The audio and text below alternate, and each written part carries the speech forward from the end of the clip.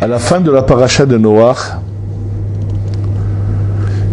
nous est raconté une histoire un peu bizarre, mais si on s'éclaire de ce que nous ont transmis la Kabbalah, alors on verra que c'est quelque chose de bien plus profond que ça n'a l'air. Vayi kol haaretz safa ehad udvarim ahadim. Toute la terre, jusqu'à ce moment-là, parlent tous la même langue. En fait, ils parlent tous la langue hébraïque, ce qu'on appelle le Lashon HaKodesh, la langue sainte. Udvarim ahadim, on verra ce que cela signifie. Et on nous raconte que lorsqu'ils arrivent quelque part, ils veulent construire un édifice,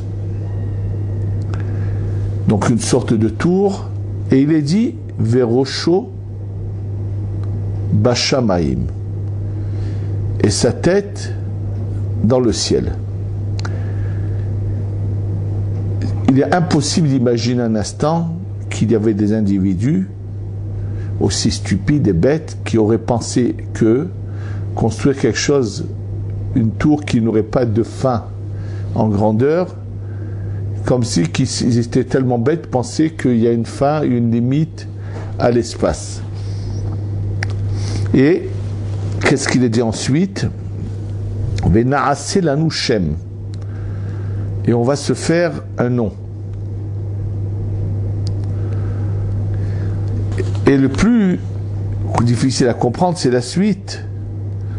Il est dit que Dieu descend voir la ville et la tour qu'ont construit les hommes. Et Dieu dit, voilà c'est un peuple, une même langue, c'est un seul peuple. Pourtant, ils sont plusieurs, apparemment, ils se sont déjà réparpillés un peu partout. Bon, une même langue pour tous. Et c'est ça qui leur a fait qu'ils commencent à agir. Et maintenant, ils peuvent faire finalement ce qu'ils ont envie. Donc, Dieu va agir et on va voir ce qu'il va faire pour les stopper. Pour comprendre ce qui est raconté ici dans la Bible, dans ce passage, ça nous oblige à revenir en arrière sur la création de l'homme et sa vie au départ.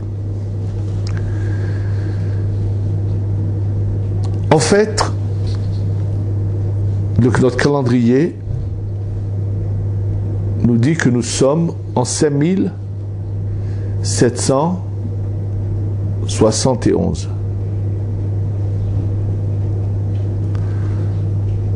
Par rapport à quel jour nous considérons cette date? Par rapport au vendredi de la création. Et bien sûr, on devrait tous se poser des questions. Que se passe-t-il avec les jours qui ont précédé cette date? Pour comprendre cela, il faut savoir qu'en fait, tout a existé au départ. Juste les choses n'étaient pas à leur place. C'est-à-dire que nous devons nous concentrer sur une chose: comment le cycle dans lequel nous vivons a démarré. Le mot Bereshit, qui fait partie des 10 termes qui ont été utilisés pour la création, après lui il est dit Vayomer 9 fois, mais le mot Bereshit, qui est considéré comme aussi un terme de création, est différent des 9 termes qui vont le suivre. Le mot Bereshit veut nous dire tout simplement que tout dépasse le temps. C'est-à-dire que le début de la création de tous les éléments, c'est quelque chose que l'homme, tel qu'il vit dans la matière dans laquelle nous vivons ici sur Terre, il nous est impossible de comprendre. Pourquoi? Nous sommes limités dans la matière, mais également nous sommes limités dans notre manière de comprendre les choses, parce que pour nous, il y a un début, il y a une fin, un début d'une journée, une fin d'une journée, il y a le temps. Or, réellement, c'est quelque chose d'imaginaire que nous pensons être une réalité. Le temps est une création de Dieu. Et donc, des éléments sont créés, et ça c'est quelque chose qui est en dehors du temps, et quand 9 fois par la suite vont être dit, Dieu a dit tel jour ça et cela, c'est que ces éléments créés au départ, tous en même temps, sans qu'un devance l'autre, rentrent dans le temps, alors ils vont être mis en place à des jours différents. Celui qui veut voir la référence de ce que je vous dis, n'a qu'à ouvrir le commentaire sur la Bible de Rabbi Haïm Ben Attar dans son livre Orach Chaim HaKadosh, qui explique que tout a été créé en même temps, sans que quoi que ce soit fait un avant l'autre, donc c'est en dehors du temps. C'est ça le mot Bereshit, mais qu'après tout est mis en place à des moments précis. Et en fait, quand on nous parle, par exemple, je donnais l'exemple du mercredi de la création, on nous dit comment le soleil est mis en place, et ainsi que le système solaire de la lune et des astres, de toutes les étoiles, tout ce système est mis en place.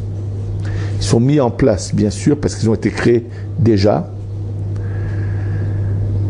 Et ils sont mis en place dans le signe qui représente actuellement dans les mois hébraïques le mois de Nissan. Le mois de Nissan, c'est le mois où tombe la fête de Pâques. Et donc, c'est 6 mois avant le mois de Tishré. Or, comme toute la création ne se passe pas sur le globe terrestre dans lequel nous sommes, mais dans les mondes supérieurs à un niveau spirituel, donc en fait il est impossible de parler de temps tel que nous le vivons actuellement. Et arrive effectivement l'aube du vendredi, mais qui n'est pas le vendredi dans lequel nous vivons actuellement, où l'homme est créé. Il n'est pas sur le globe terrestre, il est dans d'autres mondes spirituels. Il se passe des événements qu'on ne peut plus définir dans le temps. C'est tout ce qui se passe avant la faute.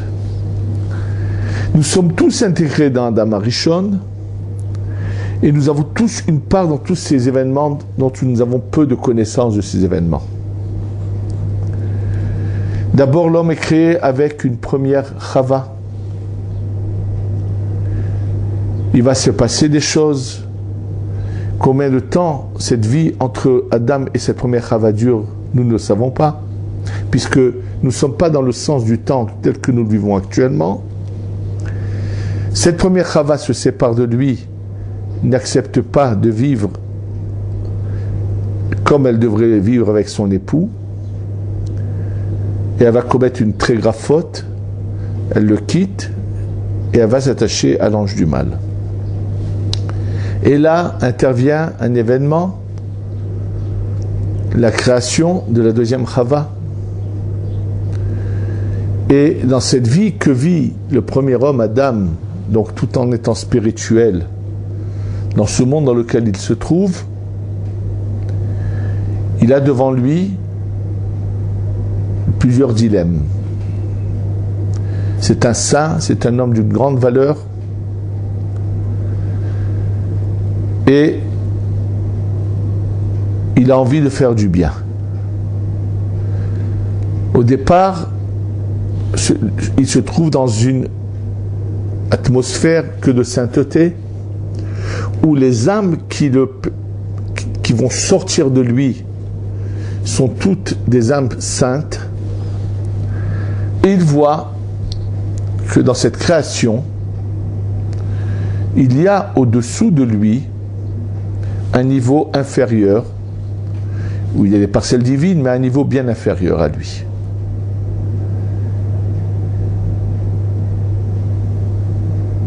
Qui a provoqué ces niveaux-là?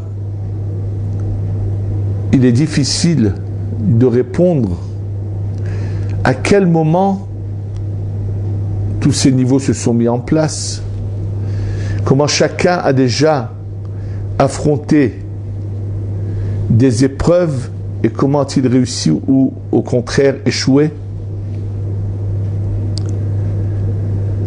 Est-ce que c'était dans le cycle précédent? Peut-être, ou peut-être c'était à ce moment-là même, dans ce fameux vendredi, avant que nous pénétrons dans le temps dans lequel nous vivons. Et là, l'homme, le premier homme, Adam Arishon, qui a une très bonne intention, c'est de prendre ce niveau inférieur et de l'associer au niveau supérieur et l'aider à monter et à arriver à un but. Ce qu'il a fait, la plupart de Kobalim, j'en ai pas vu d'autres qui diraient l'inverse, mais ceux que j'ai vus sont catégoriques. C'était ce que Dieu désirait. Bien sûr, ça va nous mettre devant une question: pourquoi certaines fautes pourraient être désirées par Dieu et que on ne pourrait pas accuser celui qui les a faites d'avoir été un impie, d'avoir été un méchant, d'avoir été un mauvais, alors que d'autres, c'est l'inverse. La réponse, je l'ai trouvée dans les paroles du Chafetz Chaim, qui explique un des passages de la prière que nous récitons tous les jours, tous les soirs, dans lequel nous demandons à Dieu Vehaser hasatan milefanenu ume acharenu. S'il te plaît, Dieu, retire le Satan de devant nous et de derrière nous. Que ça veut dire que Dieu doit retirer le Satan qui est devant nous et qui est derrière nous? Devant nous, c'est en général chez presque tous les individus, chez presque tous, je dis bien, le Satan est devant eux pour les faire trébucher. Et il y en a qui l'écoutent et qui vont aller délibérément fauter. Et c'est ça ce qu'on demande à Dieu, de l'écarter. C'est-à-dire qu'il nous aide à ne pas le suivre lorsqu'il vient nous encourager à fauter. Mais des fois, il existe une autre forme de Satan, c'est quand il voit qu'il n'arrive pas, alors la seule chose qu'il arrive à faire, c'est de venir par derrière et à nous pousser un peu trop en avant. Celui qui a été bousculé par derrière et est tombé en avant, parce qu'il a été poussé par derrière, lui n'aura pas la même position que celui, quand il est venu devant lui et qui lui a proposé de fauter, a accepté de fauter. Celui qui aura accepté en l'ayant devant lui, bien sûr, lui fait partie de ce qu'on pourrait appeler le rachat, malheureusement. Celui qui malheureusement suit son mauvais penchant et agit mal. Celui qui par contre a été bousculé par derrière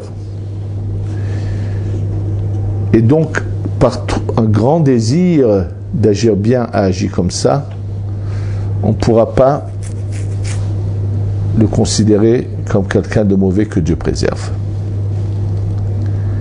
Le Chafetz Chaim a dit cela par rapport à un événement dans son existence. On sait qu'il s'est donné toute sa vie à un amour de l'étude de la Torah qui a été plus qu'exceptionnel, quelque chose de presque inimaginable. Avec quel effort il s'est donné à l'étude de la Torah jour et nuit. Ça a bien sûr eu des répercussions sur sa santé des années plus tard. Et arrivé un certain moment dans sa vie, il n'était plus en mesure d'étudier. Il a dû s'arrêter pendant, je pense, 2 ans d'étudier. Et il souffrait terriblement de cette situation parce qu'il voyait qu'il était en mesure, avec tout ce qu'il avait accumulé comme savoir, de diffuser encore beaucoup de sa Torah extraordinaire, à part ces innombrables livres que nous avons eus grâce à lui. Et il a dit oui. Quand il a vu qu'il n'arrivait pas à le stopper dans son amour de la Torah, il est venu par le bousculer, l'a fait aller au-delà de ses forces, et les répercussions ont eu lieu plus tard. C'était une erreur de calcul peut-être, mais que Dieu apprécie parce qu'il sait que ça vient de l'amour.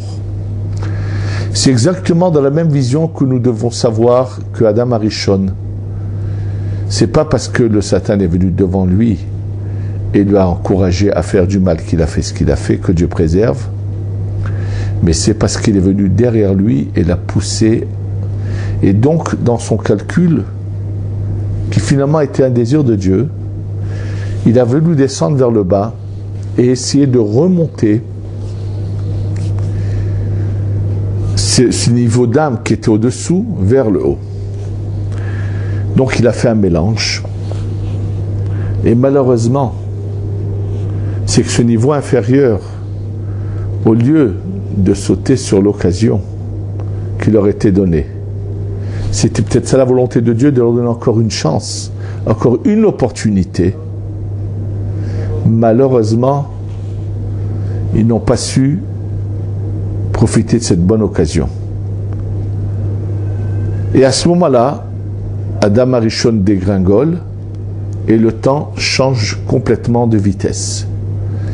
Ce qu'il faudrait 6 mois au système dans lequel nous vivons pour passer de Nissan à Tishrei, avant la faute, ça s'est passé en 2 jours, dans ce temps-là dont on pourrait parler, qui n'est pas le temps dans lequel nous vivons.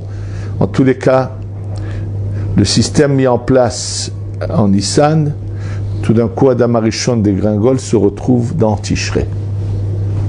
Et donc, c'est la raison pour laquelle, dans notre calendrier, nous ne faisons pas du tout cas de ce qui s'est passé. Dieu laisse le monde démarrer de cette forme-là, sous cette formule-là. Et c'est pour ça qu'au départ, il n'y a pas de peuple d'Israël et d'autres peuples. Et il n'y a qu'une sorte de catégorie d'individus. Ils savent tout ce qui se passe de la création. Ils reçoivent en transmission les secrets de Dieu, de la création. Mais malheureusement, ils vont connaître Dieu, mais au lieu de le suivre, ils vont aller à l'encontre de ce que Dieu demande de faire. Et ça va aller de génération en génération, jusqu'à que malheureusement, il va y avoir des choses très graves qui se passent, où Dieu va exterminer toutes ces personnes-là. Il ne va rester que Noach et ses enfants. Et lorsque Noach sort de son arche, tous ceux qui ont été exterminés reviennent de nouveau en réincarnation. On veut leur donner encore une chance. Mais malheureusement, ils sont tous au courant de ce qui s'est passé. Les peuples sortis qui sont nés après des enfants de Noach connaissent tous leur histoire, savent que Dieu a exterminé tous les habitants de la terre à cause d'une des raisons, c'est l'adultère. Et donc, ils vont tous prendre l'engagement de respecter cela, au moins. Et ça va être transmis de génération en génération. Malheureusement, avec toutes ces chances qu'on leur donne, finalement, le mal domine de nouveau. Et là vient, comme le mal domine, Dieu coupe les vivres, comme on dit, la pluie serait de tomber, pour les obliger, pour les aider à changer. Mais le mal reste le mal, et la chance qu'on lui a donnée jusqu'à présent, il ne sait pas la prendre.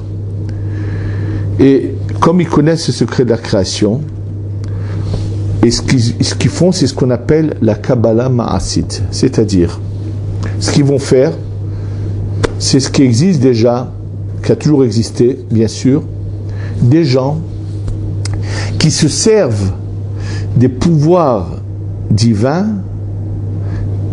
pour leur intérêt personnel. C'est l'utilisation de noms saints de Dieu, ce qui est très grave.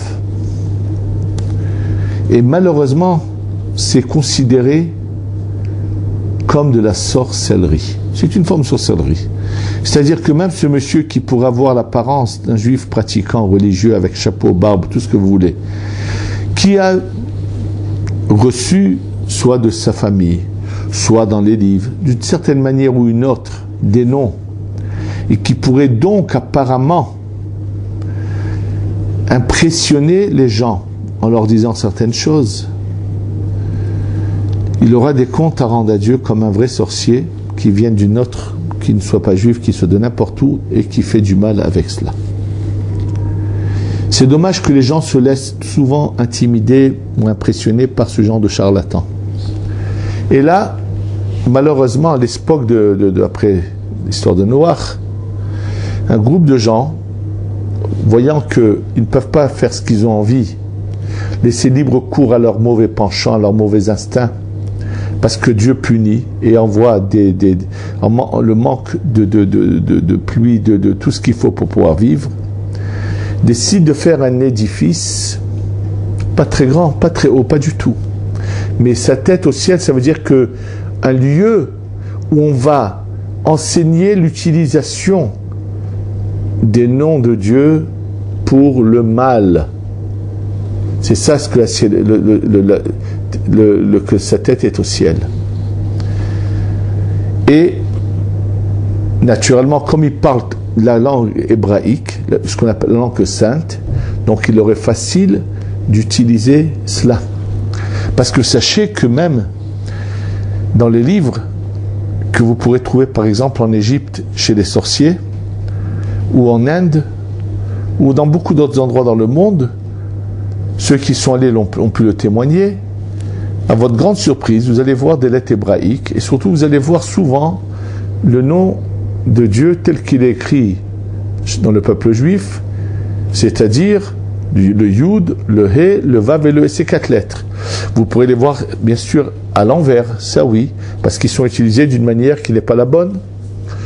Mais sachez que chez énormément de catégories de sectes dans le monde entier, la base vient toujours puise dans la sainteté, mais utilisée à de mauvaises fins. C'est ce qui s'est passé. Et comme Dieu a mis un système en place au moment de la création, avec chaque espèce un ange avec un nom précis qui reçoit la lumière et a donné la possibilité ou de faire du bien ou de faire du mal. C'est-à-dire faire du mal, c'est de savoir utiliser des pouvoirs divins pour obliger ces anges à agir selon la volonté de celui qui va utiliser ces noms-là. Et c'est ce qui s'est passé.